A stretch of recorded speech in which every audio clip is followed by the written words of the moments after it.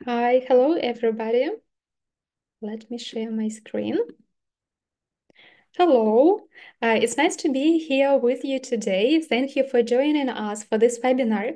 In this webinar, as you already know, we would talk about teaching more with less. So in other words, we will explore why less can often be more in ESL teaching, and we will discuss like why both we and our students can benefit from fewer tasks in a lesson and from a clear, focused, and limited lesson objective. But before we start, let me introduce myself. I'm Olga Koval. I'm a teacher and methodologist of Green Country ESL School Network and TalkEn.Cloud. Yeah, so once again, hello to all the people who are still joining us. Yeah, so you can type something to the chat. You can say hello in the chat. You can tell us which city you are watching this webinar from.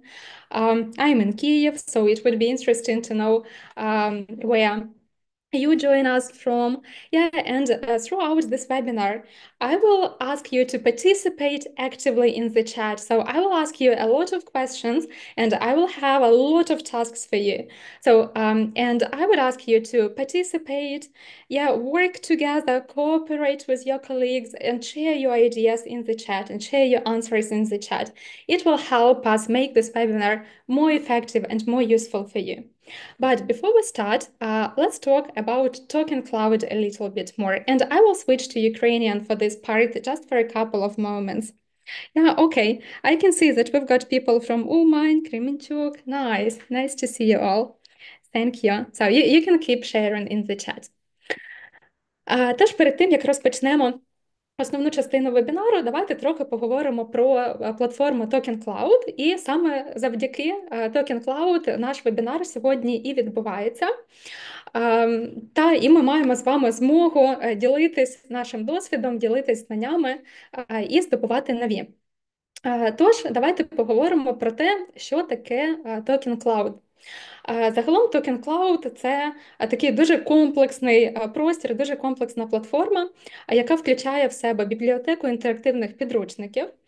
Також це система менеджменту навчального процесу або абревіатура LMS, і це Академія розвитку мовних шкіл. Давайте тепер трошки детальніше про всі ці аспекти. І розпочнемо з бібліотеки інтерактивних підручників. На платформі TalkEn.Cloud можна знайти наразі 50 інтерактивних цифрових підручників для всіх рівнів англійської від Pre-A1 до C1. І є матеріали, підручники розроблені, орієнтовані на школярів та на дорослих людей. До кожного підручника є Teacher's Guide, тобто, по суті, це деталізовані плани занять. До кожного підручника, до кожного заняття в підручнику. Тобто, окрім самих завдань, ви також будете бачити нотатки для викладача з ідеями, як можна пов'язати різні етапи заняття, які додаткові матеріали можна використати. Також в Teacher's Guide ви дуже часто зможете знайти посилання на додаткові онлайн-ігри, наприклад, або ідеї, як можна якусь активність адаптувати, якщо ви працюєте онлайн, або, наприклад, можуть бути прикріплені файли з додатковими презентаціями, роздруківками, які ви також зможете використати в своїх заняттях. Також тут є трекінг прогресу учнів у виконанні завдань в підручниках. Коли ваші учні працюють в інтерактивному онлайн-підручнику, все, що вони там роблять, при умові, що вони зберігають свої відповіді, що дуже легко. Тобто, якщо вони зберігають відповіді, ви будете бачити все, що вони роблять в підручнику. Більшість завдань, тобто всі завдання мають автоматичну перевірку, і ви будете бачити, як ваші учні, які завдання виконали, і скільки правильних відповідей, де у них було. Також є розроблена система тестів з автоматизованою перевіркою до кожного підручника, а також плейсмент-тест. Для кожного підручника є вже готові розроблені тести по тому матеріалу, який вивчається, і також є рекомендації, після якого саме уроку ми рекомендуємо цей тест зробити. І ці тести, знову ж таки, перевіряються автоматично. Вам не потрібно робити це вручну, ви вже побачите готові виконані тести ваших учнів і їхні результати. Окрім того, є бібліотека додаткових інтерактивних воркшіт. і конструктор інтерактивних воркшітс. Окрім основного підручника, ви можете брати також на платформі додаткові цікаві матеріали на різні теми. Наприклад, в пошуку в секції Worksheets ви можете ввести, там дуже зручно можна встановити фільтри, ви можете, наприклад, обрати, я хочу матеріал для listening, для рівня Pre-A1, і можете навіть вибрати, на яку тему. І якщо такі матеріали є, ви їх одразу побачите. Або, наприклад, ви можете переглянути всі додаткові інтерактивні воркшіти для певного рівня, або навіть для всіх рівнів. І ви самі можете робити такі самі схожі інтерактивні воркшіти для ваших учнів, щоб дати їм щось додаткове, щось цікаве. Там дуже багато різних форматів завдань, і є інструкція детальна по тому, як саме працювати з цим конструктором. І також TalkEn.Cloud – це система менеджменту навчального процесу. А саме за допомогою цієї платформи ви зможете створити профілі учнів. І якщо ви працюєте з групами, то прямо на платформі цих учнів ви можете об'єднувати в групи або призначати індивідуальні заняття, якщо ви працюєте індивідуально.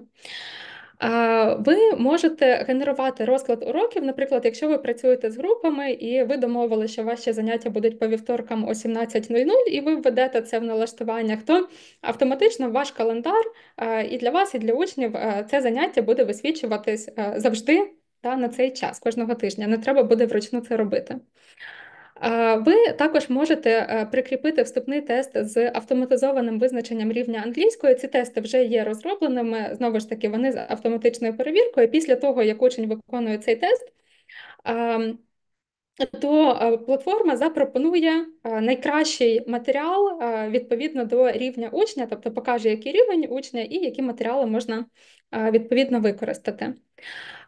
Також тут є дуже зручний органайзер розкладу роботи вчителя та електронний журнал. Тут можна відмічати присутніх, відсутніх, ставити оцінки, додавати коментарі і додавати домашні завдання. Окрім того, якщо ви працюєте онлайн, то ви одразу можете додати посилання на онлайн-заняття. Наприклад, ви можете створити заздалегідь посилання для кожної окремої групи або для кожного учня, або використовувати одне і те саме.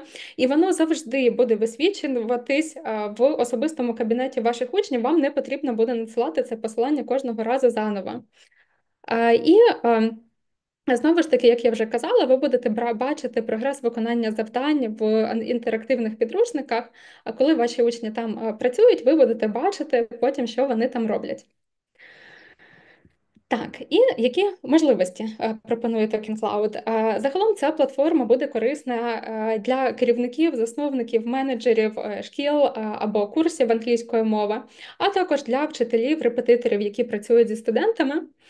Керівники чи менеджери зможуть використовувати платформу для налагодження навчальних процесів, для автоматизації цієї рутини. Також це дає можливість легкого переходу між змішаним онлайн або офлайн навчанням, оскільки матеріали TalkEn.Cloud підходять для всіх цих форматів.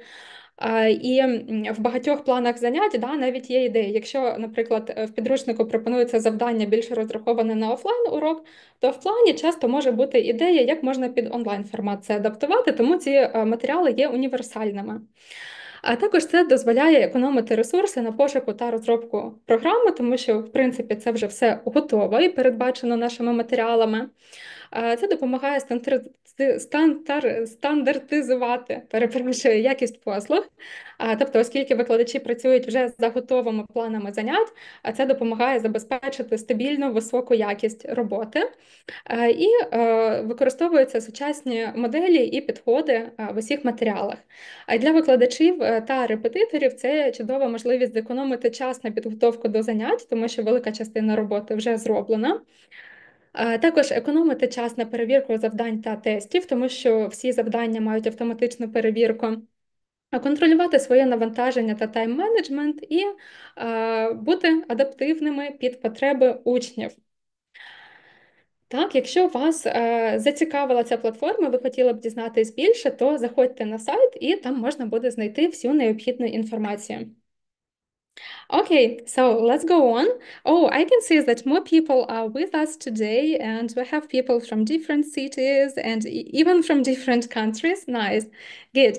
Then let's start with you. Once again, yeah, so today the topic of our webinar is teaching more with less. It might sound like nonsense, yeah, like how less can be more. But okay, I will try to um, offer you some my ideas. Yeah, I would speak a lot about my own experience as a teacher and methodologist, and together we will try to explore and find out like why less sometimes or often can be more for us and for our students. But before we start with the main part, I would ask you to complete like a very small task. Now, I will show you four statements, four ideas which teachers often have, and I would ask you to read them and put to the chat the numbers of the statements or of the ideas which you have ever had as a teacher. So probably, yeah, you still think so. So probably you have changed your mind, but I would ask you to think and put to the chat numbers of all statements which you have ever had. So all ideas which you have ever had in your head as a teacher. So I will read them all for you. Number one, the more aspects of English we focus on in one lesson, the more effective it will be. Number two, I should prepare a lot of materials for each lesson to make the learning process the most effective and interesting. Number three, I want my students to learn as many new words as possible. I know they might forget some of them, but the more I teach, the more they will learn. Number four, an effective teacher spends rather much time preparing for the lessons. Yeah, so now please think which of these ideas you have ever had and put the numbers to the chat. Yeah, talking about myself, I would say that I have had all these thoughts in my head. So for myself, I would put numbers 1, 2, 3, and 4 to the chat. Yeah, and I had those ideas like even a couple of years ago or when I was a beginning teacher. But I have been thinking a lot about it. And I used to be, so I am a very diligent teacher and I have always been, but I used to be a teacher who wanted to uh, give the students like too many things, like more things than they were able to get, yeah, and process.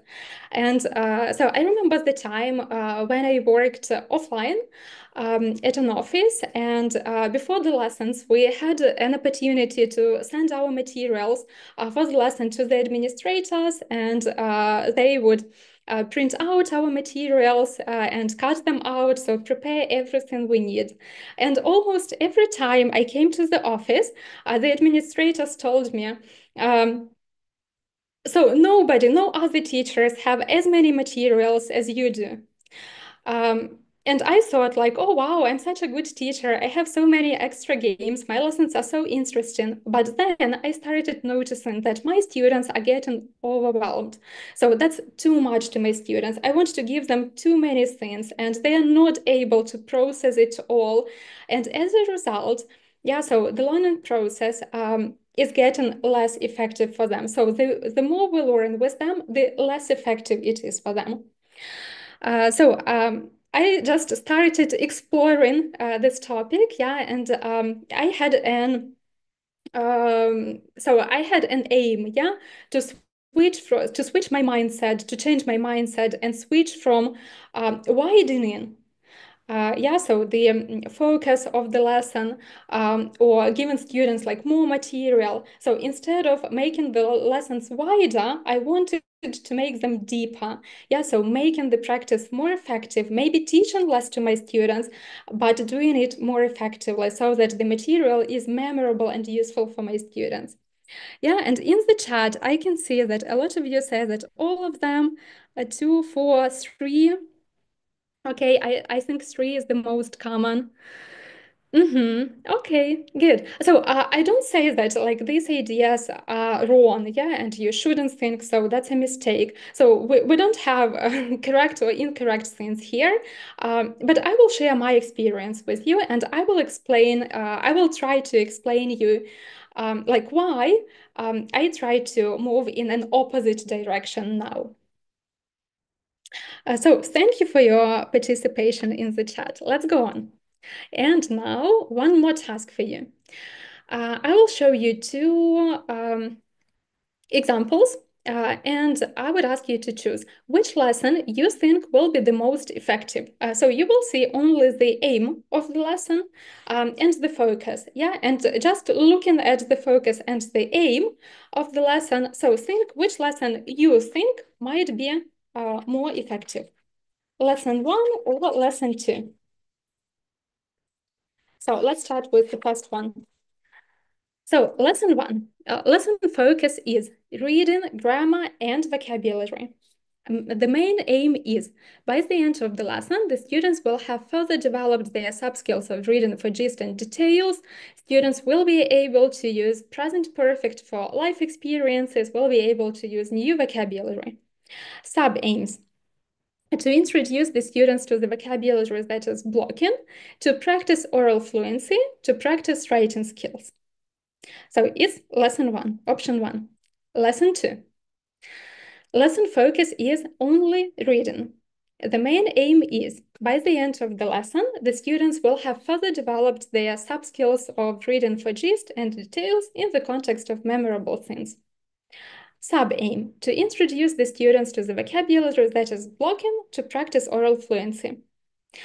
Yeah, so you can say that the aims are rather similar, but the difference is that in lesson two, we have less. Yeah, so we focus only on reading, but in the first lesson, we focus on reading, grammar, and vocabulary. Then, yeah, so you can see that the aim of the first lesson is wider. Yeah. So actually, it's not wider, but we just have several main aims here. So which one would you choose? Yeah, so which one you think would be more effective? Number two, the second one. Okay. I think now it's obvious that I would choose number two as well. Of course, yeah, it depends on the timing. It depends on how long the lesson is. Yeah, if, for example, the lesson is 1 hour or 45 minutes. So definitely I would focus only on one aspect. If the lesson lasts, like, for example, 1 hour and a half or 2 hours, so probably we can take several aspects. Yeah, so we can focus on reading and vocabulary, for example. But as for me, like three aspects, three lesson focuses can be a bit too much. Yeah, so a bit too overwhelming for the students. So I personally would try to separate that. Yeah, and I would choose one or two lesson focuses and base the aims on that. Good. Thank you for your ideas in the chat. Yeah, I can see that some of you choose number one. By no means I want to say that number one is bad and this lesson can't be effective. As for me, that is too much. Yeah, speaking from my experience and from the experience of teachers whose lessons I observe as a methodologist, I can say that for me it's a bit risky because we might not have enough time to do it all effectively for the students. Yeah, and they will like lose their concentration doing a bit of this, a bit of that, but nothing much. But okay, let's discuss it in more detail. So what is lesson focus? Okay, oops, okay. Lesson focus is a particular skill or language system which will be primarily worked on in the lesson. So the lesson focus can be systems, yeah, vocabulary, grammar, or functional language, or skills, reading, listening, writing, or speaking. Then the main aim is the most important thing we want to achieve in this lesson. So it should correlate, yeah, with the focus of the lesson. So if the focus of the lesson is reading, then the main aim can be, for example, by the end of the lesson, the students will have improved the reading skills, so reading for gist, details, and specific information. Yeah, and we can have a subsidiary aim or sub-aim, and we can have more than one here. Is the language or skill learners must be able to use well in order to achieve the main aim of the lesson. So it is not something extra, yeah, so something that we can do if we have some time, but it is something that is needed for students to achieve the main aim. So for example, the focus of the lesson again is reading. The main aim is to practice and improve reading sub-skills. Then a subsidiary aim can be vocabulary focused because, like, for example, in the text, the students might have um, a lot of unknown words which can be blocking for them. Yeah, so blocking vocabulary are the words which don't allow our students to understand the idea of the text and complete the reading tasks effectively. So if there are such words in the text, such vocabulary, of course, as a sub-aim, we would need to focus on this vocabulary because without knowing these words, our students won't be able to achieve the main aim and to practice their reading skills. Or, for example, if it's a grammar lesson, then the main aim will be, something about grammar. It can be, for example, by the end of the lesson, the students will have practiced or will have been able to use present perfect in the context of traveling. Yeah, but to work on this grammar, you want to use a text to provide some context. Yeah, so first of all, your students will do some reading tasks, like very quickly, not focusing much on them. And you would use this text for a guided discovery task, yeah, which was the topic of the previous webinar. For example, then in this case, a subsidiary aim can be to practice reading skills, but that's not the main focus of the lesson. We just do it to be able to achieve the main aim. So as for me, yeah, so what is really important here to make the lesson effective? I like to first of all, decide what the focus of the lesson will be. Before I start preparing the materials, before I start looking at the textbook, I want to know, yeah, so which aspect of English I will focus in this lesson. Then, according to it, I would set the main aim and a sub-aim. The sub-aim also correlates with the materials, so we might do it a bit later. Yeah, and then after that, we should prepare to the lesson. And so a very common situation in a lesson is that, so, okay, we set everything. We have the lesson focus, we have the aims, but then out of nowhere, somewhere in the middle of the lesson, we start doing something else, which does not lead us to the achievement of the main aim. And I will show you some examples of how it can happen. So let's look at this situation. So first of all, I will show you the information, yeah, the situation itself. And after that, I will show you three options and I would ask you to choose A, B, or C. What do you think will be the best strategy in this situation? So the situation is the following. The focus of the lesson is reading. The main aim is to develop student sub-skills of reading for gist and details in the context of traveling. Sub-aim is to introduce students to the vocabulary that is blocking for the, I'm sorry, not listening, for the reading for detailed task. It's a misprint here. Then the situation. In the lesson, students make grammar mistakes in past simple and present perfect while completing an open answer reading task. So what would you do? What can a teacher do in this situation? Option one, stop there and provide some consistent grammar work revising the topic. Yeah, just stop doing the reading task and revise some grammar because the students make some mistakes. B, provide very quick delayed error correction after students complete the task. So you can help your students to self-correct their mistakes, but not focusing too much on them and taking some notes like, okay, when we have a grammar lesson, we should stop on that. And C, ignore the mistakes because it is not the focus of the lesson. So which option do you think you would choose? A, B, or C?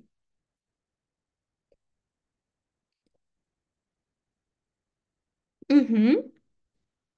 Okay, I can see some ideas. B.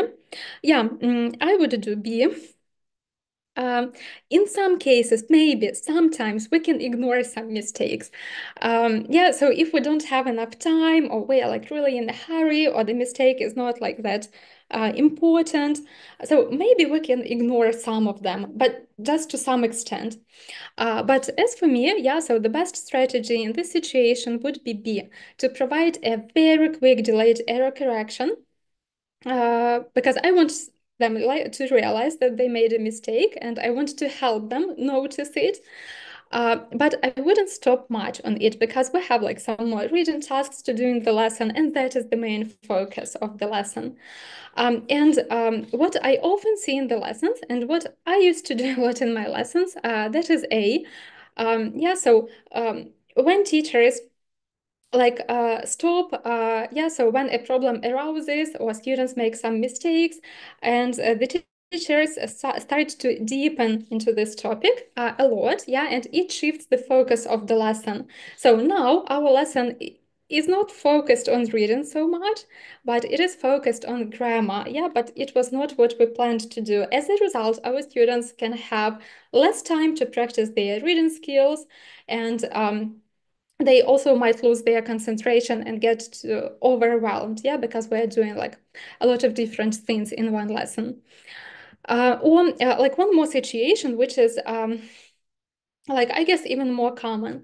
Again, it's a reading task. So the focus of the lesson is reading. The students are doing a reading task. So you have pre-taught some blocking vocabulary, but then while reading, your students start asking you, like, what does this word mean? What does this word mean? And this and that.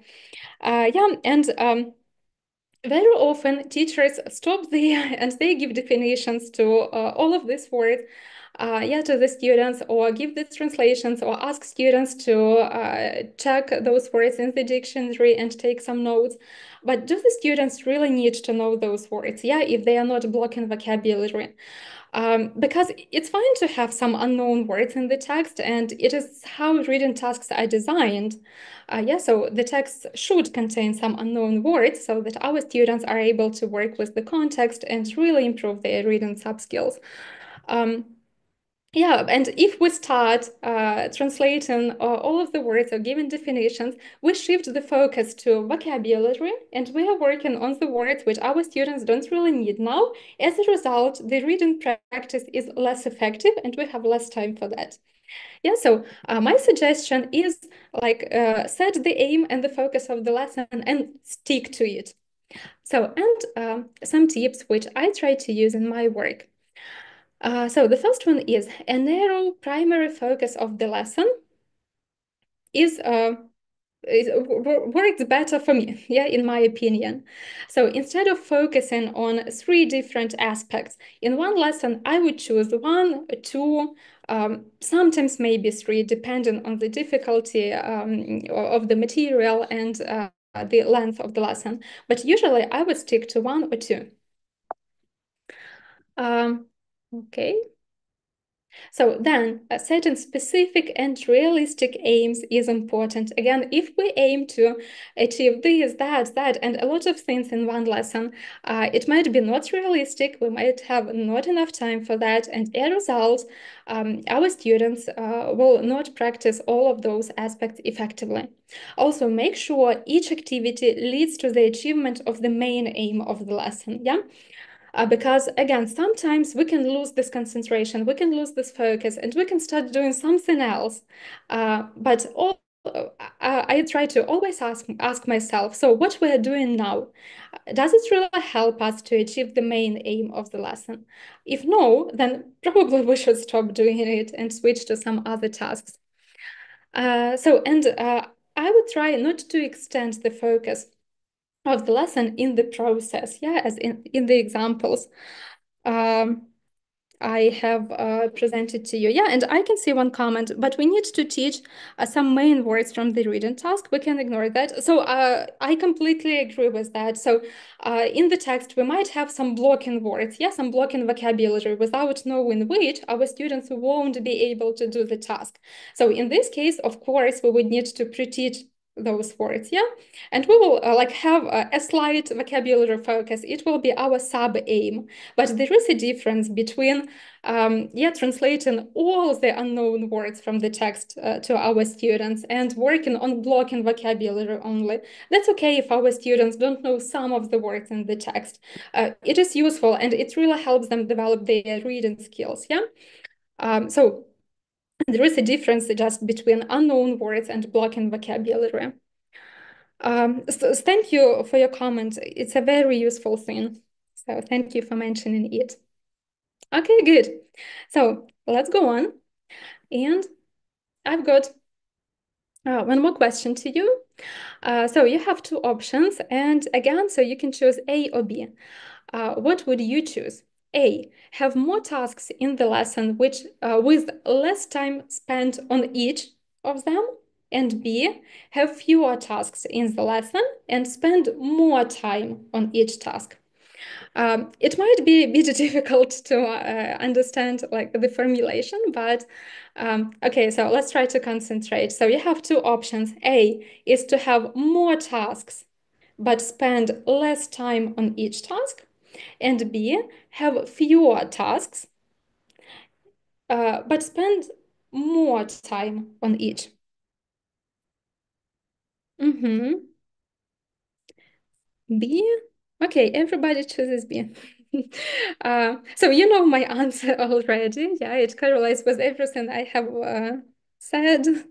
Yeah, I would choose B, but it depends on the situation. Sometimes A can work better if we work, for example, with young learners, like with really young students who can't, so whose attention span is very short and who can't keep concentrated for a long time. So in this case, maybe A. Yeah, would work better. But generally, like in most situations, I would prefer B. Um, and yeah, so let's discuss, like in this section of this webinar, let's talk how we can make each task even more effective, yeah, or how we can continue, how we can extend some tasks. So we have done a task, yeah, and we can deepen the task. So we can do something else to give more practice, more opportunities to practice to our students. And we will talk about extending tasks and extended tasks. So what is that? An extension task is an additional activity based on another task which has been completed in the lesson and which correlates with the main aim of the lesson. Often extension tasks can focus on a higher order thinking skill, like analyzing, evaluating, creating, and problem solving. So usually an extension task is a bit more difficult, more challenging than the initial task which the students complete. And let's have a look at some examples. So here is a task from a textbook. You can find this textbook on the TalkEn.Cloud platform. Yeah, in case you want to find this task, you can see like the name of the materials and the lesson from which this task is taken. And it's a vocabulary task and it's a vocabulary lesson. So the task is to match the words with the pictures. Yeah, so there are some words and there are more pictures. I just have three of them as an example. Yeah, but there are more pictures in this task. So, and after students have completed this task, we might want to provide them with some more opportunities to practice this vocabulary and work on the meaning of it, yeah? So maybe you think that you don't have enough vocabulary tasks in this lesson, or you want to stop here and practice it a little bit more. So before doing the next task, you can try to continue or extend this particular task a bit more. So, and let's see some options of how we can do it. So option one, yeah, after the students have completed this task, we can ask them to put a tick next to the pictures and words which describe their personality. Then they can compare with the partner and see whether they have anything in common. So you can see that this task is a little bit more challenging than the task from the textbook, and it is based on it.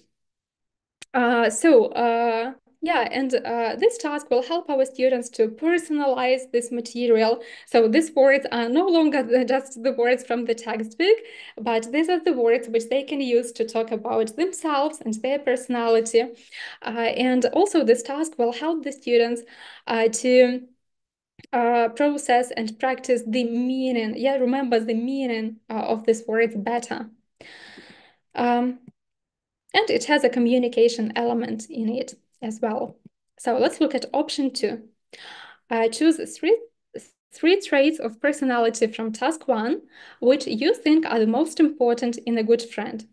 Explain to your partner why you think so. Yeah, again, this extension task helps to personalize the material, add some communication aspect to it, and practice the word in a bit different context. And option three, okay, describe a group mate using the words from task one, but don't say her name. I'm sorry, I misprint. Let the others guess. Yeah, okay. Yeah, I agree with Veronica in the chat. This option gives also opportunity for personalization. Yeah, of course, definitely it does.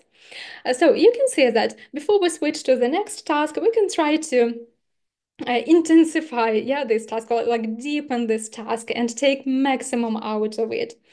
And by the way, yeah, I used to prepare like a lot of materials for my lesson, but then I realized that, okay, so probably if I can use extension effectively, maybe I don't need to prepare so many materials, and I can have like one task, yeah, in a textbook, and I can extend it so I can do more, and then I need to prepare fewer materials.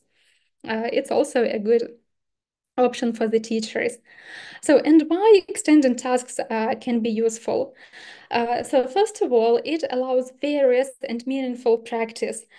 Um, yeah, so our students can practice the same topic, the same material in different contexts. Also, yeah, so communicating to others. So it can help deepen this practice and making it more meaningful and more real life-like. You can use extensions to fill some extra time in a lesson. Yeah, if your students are very quick and you have done everything you have planned, wonderful. So you can extend one or two tasks, and your students will be busy and will be practicing the topic for a couple of more minutes. It's a great idea for mixed ability classes. Yeah, or if you work with groups of students, you know that like almost all groups are mixed ability groups.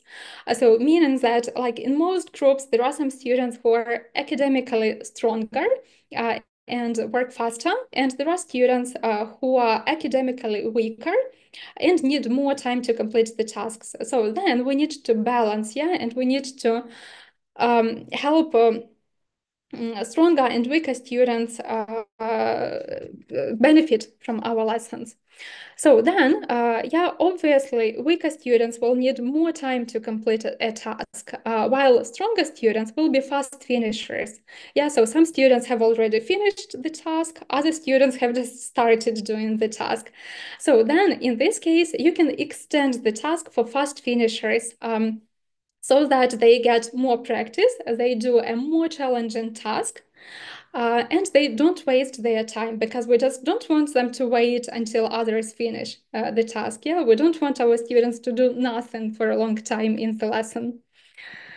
Again, as Veronica has mentioned in the chat, extension tasks help us personalize the material. We need to prepare fewer materials, yeah, because if we can extend tasks, then we need fewer materials, and it saves our time and our effort. And some tips on how we can do it effectively. So my universal tip, actually, which I mention in every topic, in every webinar, is plan in advance. Yeah, so it might be difficult to improvise in the lesson. And like, okay, you feel like, okay, now I need to extend this task. And yeah, so sometimes in the lesson, you need to come up with some ideas on the spot.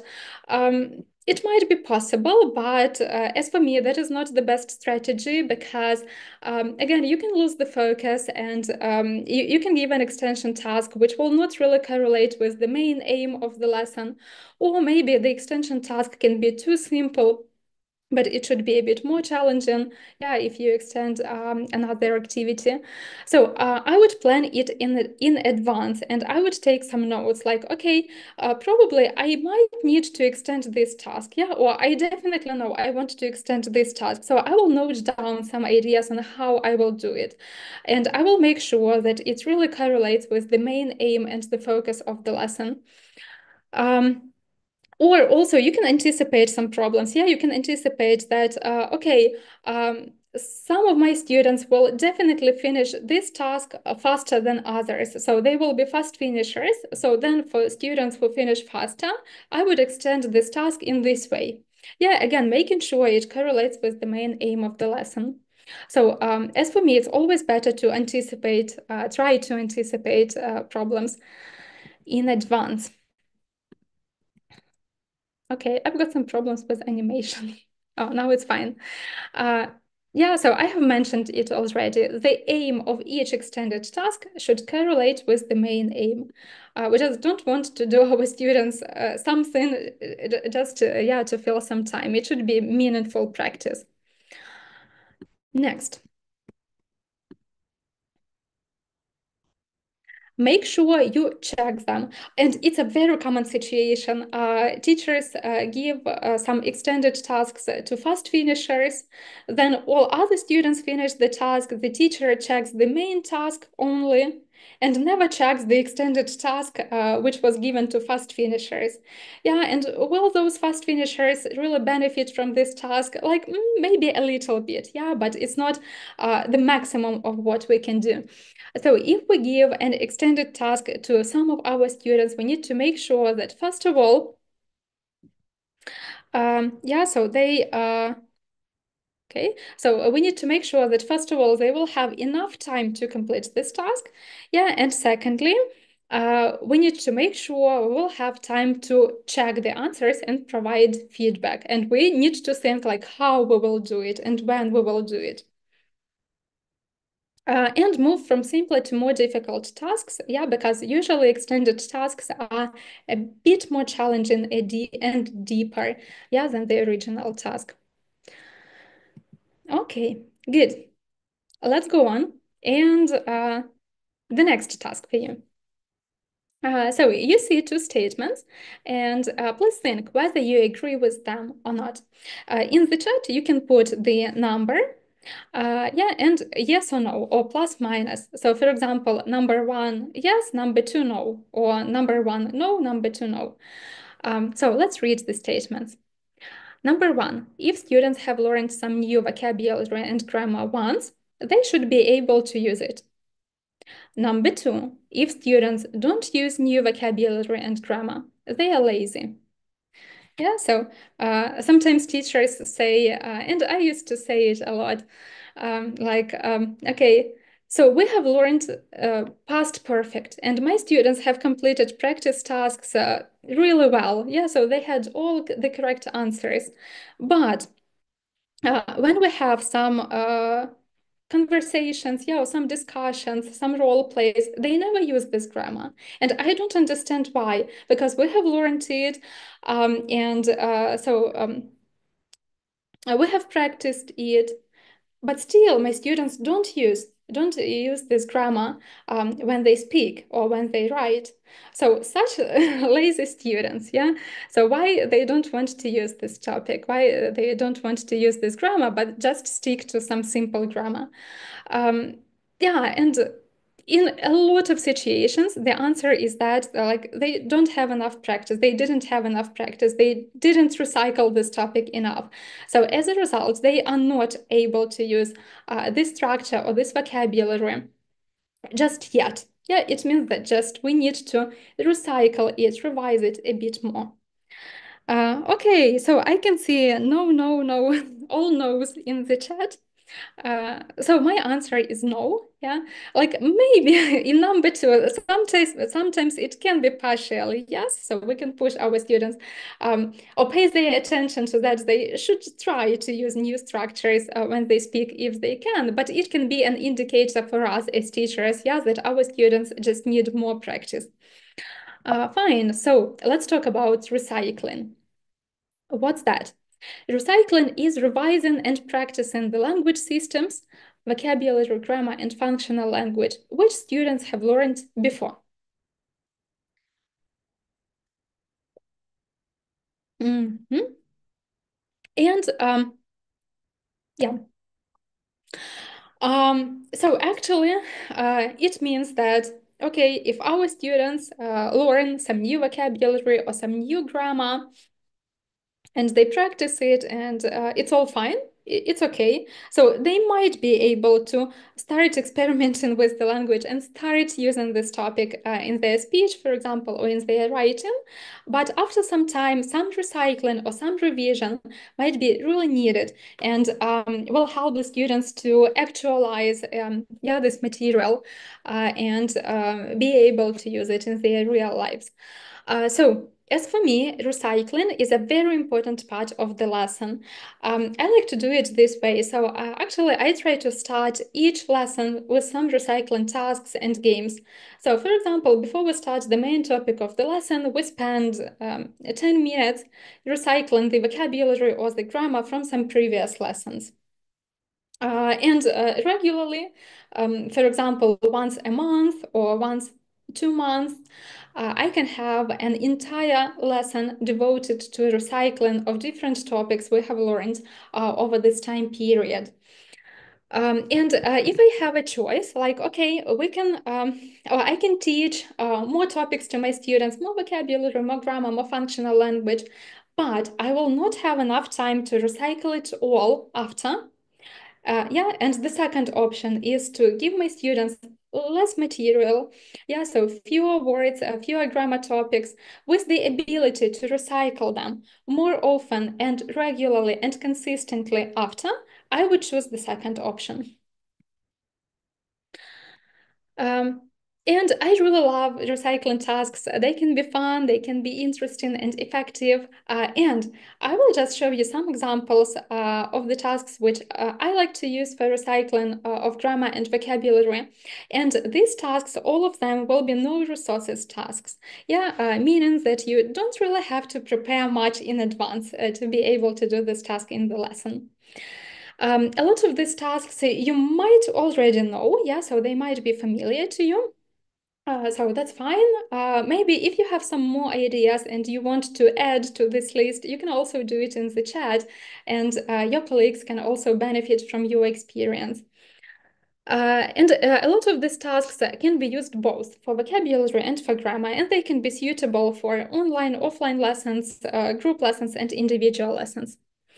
So for vocabulary recycling, I like to use such simple tasks as alias, charades, or a miming game.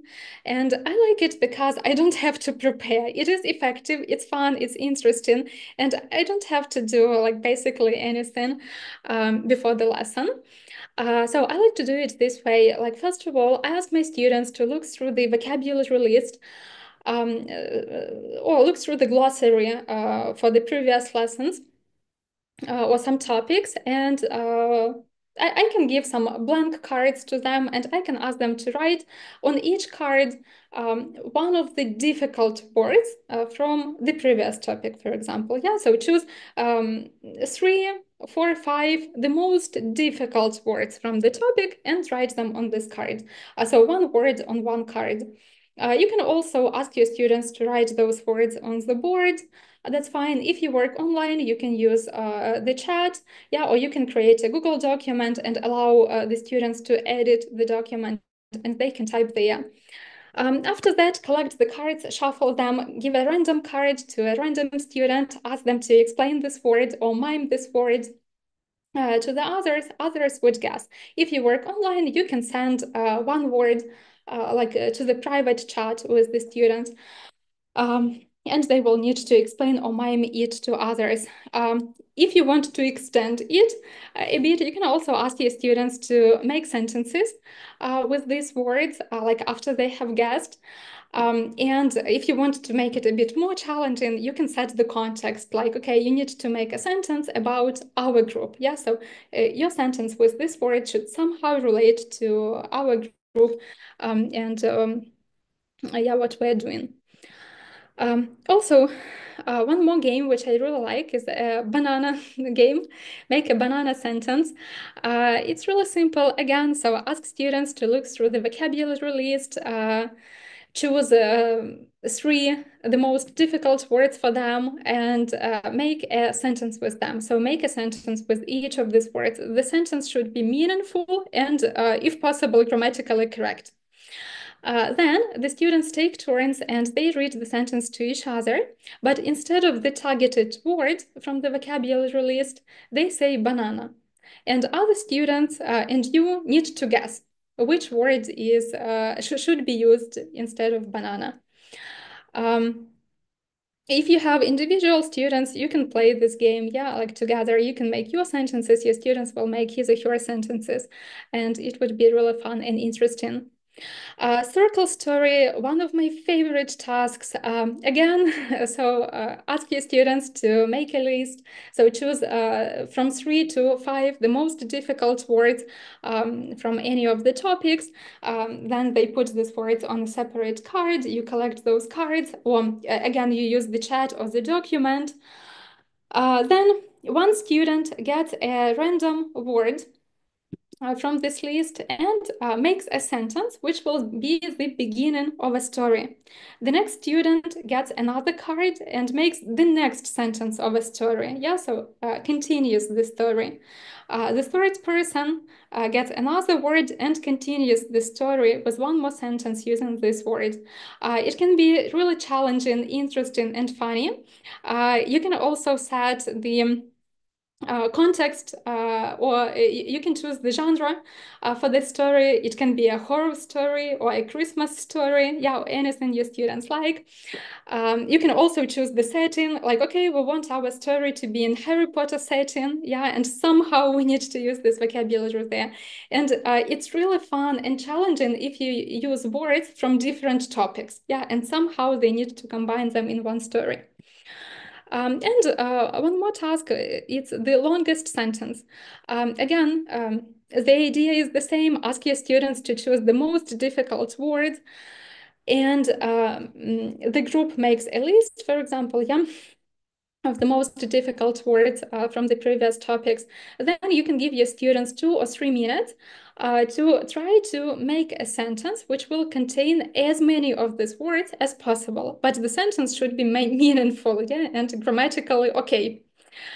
And the student who manages to use more words from this topic in the sentence wins. Yeah, if you work with individual students, you can set personal records. Like, okay, so today I managed to use 5 of the targeted words in one sentence. Next time I'll try to use 6. And some ideas for grammar practice. I like the game jump if or move if something. You might need to prepare just a little bit before this task, but you don't need like any resources. So you can use the grammar structure you want to recycle with your students, and you can create like some sentences which potentially can be true about your students with the targeted grammar structure. Yeah, so for example, present perfect. So I will prepare from 5 to 10 sentences in present perfect, which potentially can be true about my students. And then in the lesson, I would read them to my students one by one. If the sentence is true about them, they will need to jump or move. Or if it's an online lesson, they can use some reactions or they can use some emoji in the chat, anything. If you work with adult students, and it might be like a little bit silly for them, so you can give them, for example, two cards, a red card and a green card, or a red pencil and a green pencil. If a fact is true about them, they raise like the green card. If it's not true, the red card. After that, yeah, so it will help your students get used to the structure, remember the structure, and after that you can ask them to prepare their own sentences following your example, and then they can present their sentences to the others and get their reaction. If you don't want to prepare in advance, you can just start with asking your students to prepare some sentences with the targeted grammar, which can be true about others, and then like basically do the same, yeah, without any preparation before the lesson. Also, I like a very simple task, continue something about yourself. So you can prepare some beginnings of the sentences using the targeted grammar structure, or you can prepare some sentences with the gaps. Like, for example, I have never blank, comma, but I would like to try. Yeah, and you can ask your students to complete those ideas about themselves, then compare with the partners and discuss it. If you, again, you don't want to prepare in advance, you can just ask your students to do it. So ask your students to prepare the beginnings of the sentences or some gapped sentences, and let their partners complete them with the true facts about themselves. And one more task, which is really simple, no preparation is needed at all. So it's two truths and a lie. You can ask your students to use the targeted grammar structure to write three sentences about themselves, two of which will be true and one will be false about them. Then they present those sentences to the group mates, and you all try to guess which one is a lie. And some tips which I give to myself and other teachers I work with is that regular recycling is needed and really useful. So I want to make sure I recycle all the topics we have learned regularly. A variety of fun activities is a good idea. So your students might really love the banana game, but if you do it every time, each lesson, they will get bored and they will not want to do it anymore. So I try to vary the task and use different activities. Also, you can let your students practice the topics in different contexts, meaning that, okay, today we are using this vocabulary to talk about ourselves, and next time we use this vocabulary to talk about traveling, etc. Yeah, it will help make this information, make this topic more practical to the students and see more opportunities of how they can use it in the real life. Okay, and the last aspect for today, and the pre-last task for you. So you can see a situation and please think what you would do in this situation. I will offer you some options a bit later. So the situation is your students are supposed to read the text from the textbook, but the topic is completely not interesting to them. The options. A, skip the text and do other activities instead, just ignore the text. B, ignore what your students say and ask them to do the task to improve their reading skills. C, try to adjust or change the task to make it more effective.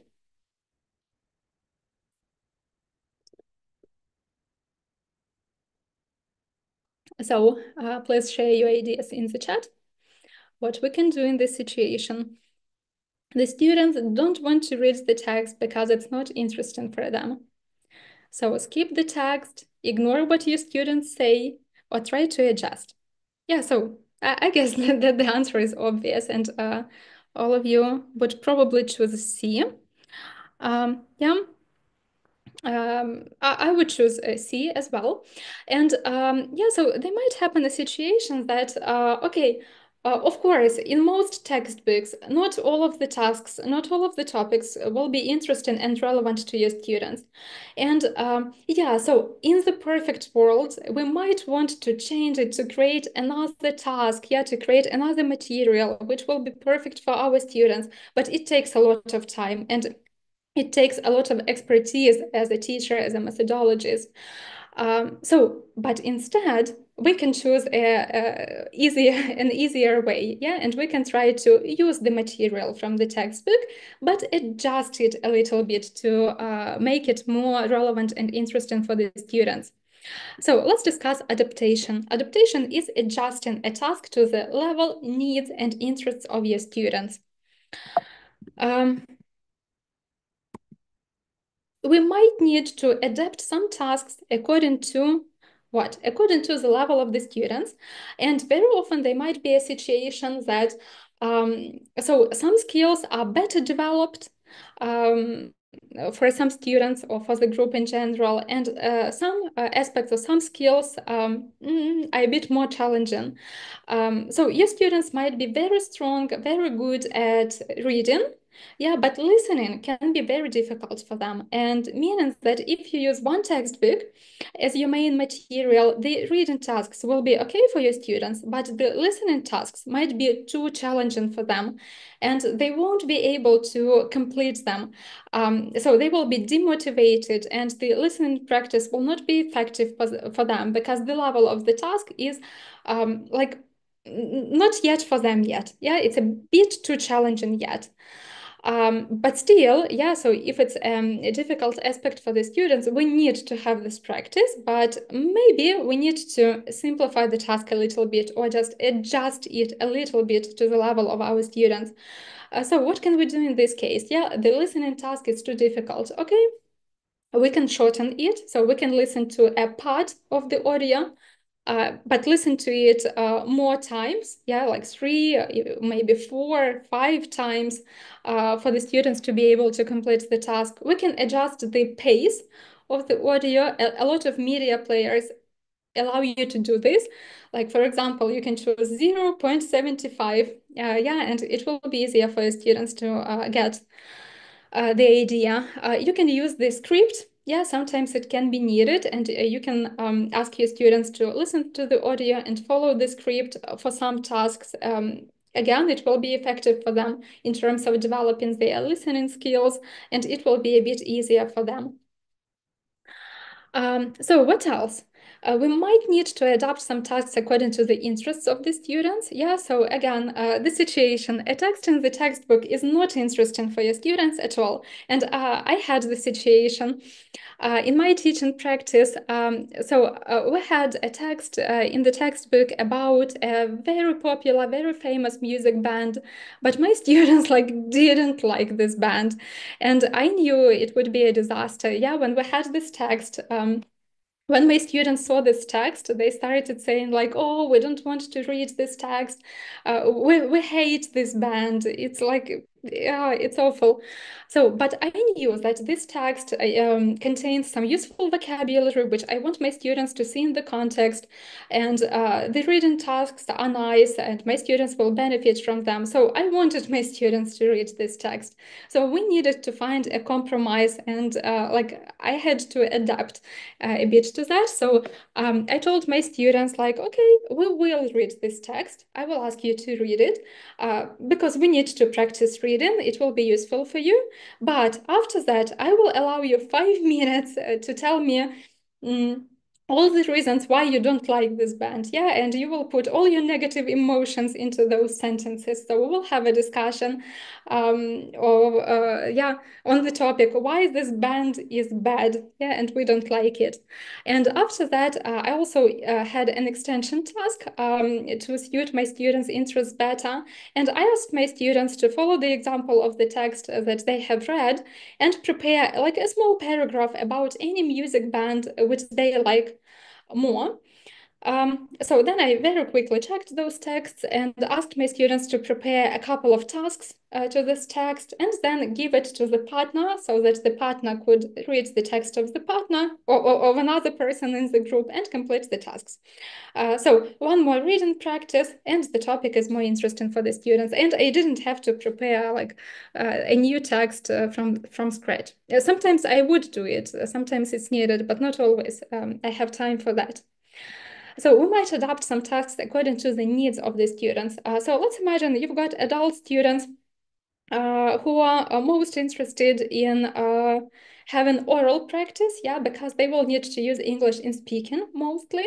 But in the textbook, you have a lot of reading and writing tasks, and we won't skip them, of course. Like anyway, the students need to practice like all of the aspects. But maybe instead of one more writing task, um, for example, when your students need to write a pro and against essay, yeah, so instead of writing this essay, we can have a debate task, for example. It will be an adaptation of the existing task and it will include more oral fluency practice and it will suit better to the needs of the students. And some tips on adaptation is be attentive to your students and their needs. Yeah, as for me, we shouldn't ignore the needs and the interests of our students. So if our students tell us we don't want to read this text, so we shouldn't ignore that. It doesn't mean that we have to, ignore this text or write our own text. Like not always, not necessarily, but we shouldn't ignore what our students say. Or if you see that the listening tasks are too difficult to your students and they tell you like we hate listening, I don't understand anything. So we shouldn't ignore that. We need to think like what can we do to make this practice more effective for our students. We can ask our students for feedback. As teachers, we always give feedback, yeah, but not always we ask for feedback. So we can ask our students whether they liked some of the tasks, which topics are interesting to them, which activities they want to do in the next lessons, which topics they want to discuss, and try to consider it. And you can let your students be creative and take part in adapting or adjusting the tasks to their needs. So if they tell you, we don't like this text, yeah, you can ask your students, okay, let's think what we can do. I want you to have some reading practice, but you don't want to read this text. Let's try to find a compromise, yeah? And sometimes your students can suggest some interesting and effective ideas which you can use, yeah, and you will develop this agency in your students and responsibility. So basically, that's it. Yeah, so that's all I wanted to share with you today. Thank you for staying with us till the end of this webinar. And let's sum up the material with like a very simple and a very quick reflection question. If you want, you can share your ideas in the chat. If you don't want, you can just remember this question and just think about it after.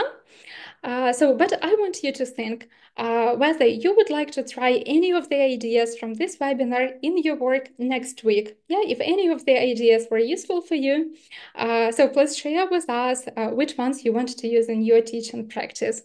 Thank you all for being with us today.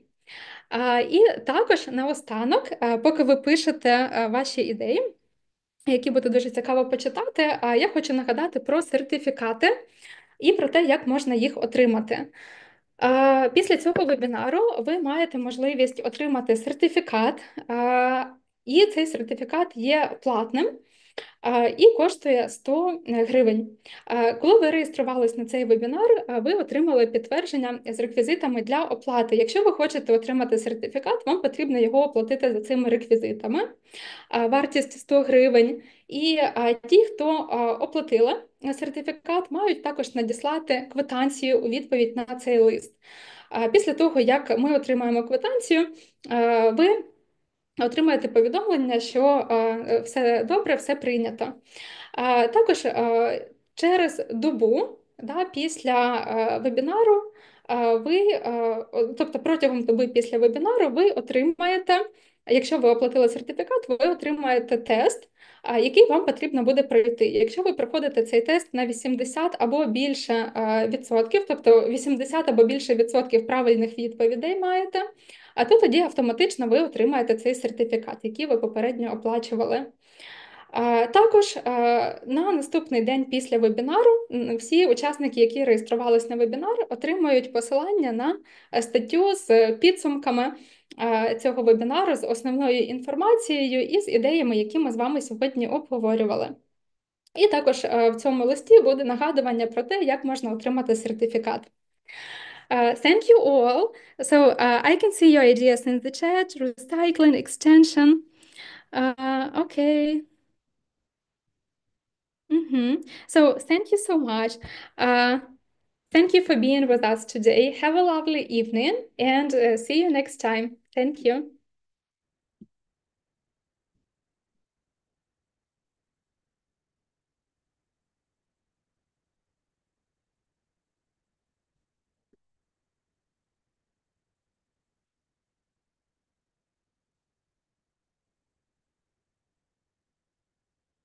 Okay, so thank you all. Have a nice evening.